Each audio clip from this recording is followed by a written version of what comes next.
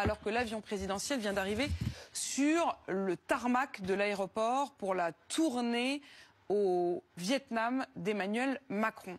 Sur ces images, vous le voyez, Emmanuel Macron de profil, avec les deux mains de la première dame, qui agrippe et repousse son visage de manière vive.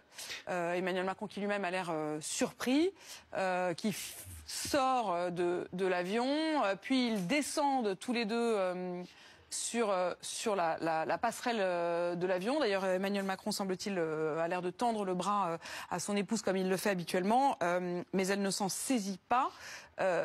Cette image, elle a immédiatement été commentée et même nos reporters sur place ont interrogé l'Élysée. Et l'Élysée a commencé par interroger la véracité de ces images, a semble-t-il même évoqué la possibilité qu'il s'agisse peut-être de deepfake, c'est-à-dire d'images travaillées par l'intelligence artificielle, voire même manipulées par l'étranger.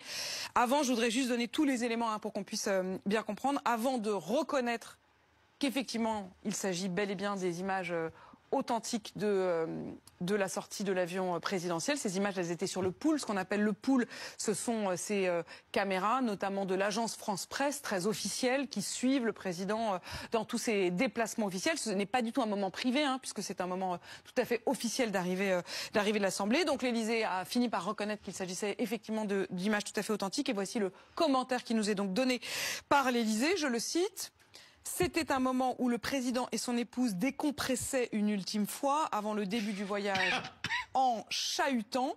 C'est un moment de complicité. Voilà ce qu'assure donc l'entourage d'Emmanuel Macron. Alors je ne sais pas ce qui est le plus ubuesque, la négation d'abord de l'authenticité des images alors qu'il devait savoir que c'était des images authentiques, ou alors cette idée que dans un moment d'exaltation et de décompression, on se bouscule de cette façon. Alors c'est possible, c'est tout à fait possible, mais ça me rappelle beaucoup ce que l'on disait des images du président Biden dans les derniers mois de sa présidence, alors qu'on ne parlait plus de deep fake, mais de cheap fake. C'est-à-dire que les images bien réelles étaient manipulées, étaient utilisées, instrumentalisées pour montrer un président affaibli qui, dans les faits, nous disait-on à la Maison-Blanche, ne l'était pas. En fait, ce qui vous gêne, c'est le manque de franchise. Ben ça me gêne parce que c'est essentiel, c'est basique, c'est...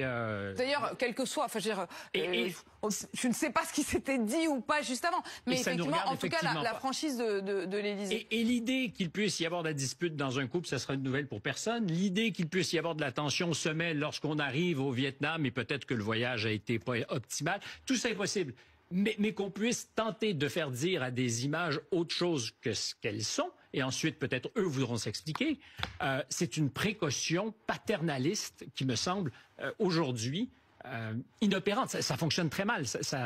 Personne ne va se rallier à l'idée qu'il n'y a pas eu quelque chose, quoi. Et je vous cite la dépêche de l'agence France Presse. L'image a circulé rapidement durant la nuit, notamment sur plusieurs comptes, habituellement hostiles à Emmanuel Macron. L'Élysée a d'abord démenti la véracité des images avant qu'elles ne soient authentifiées.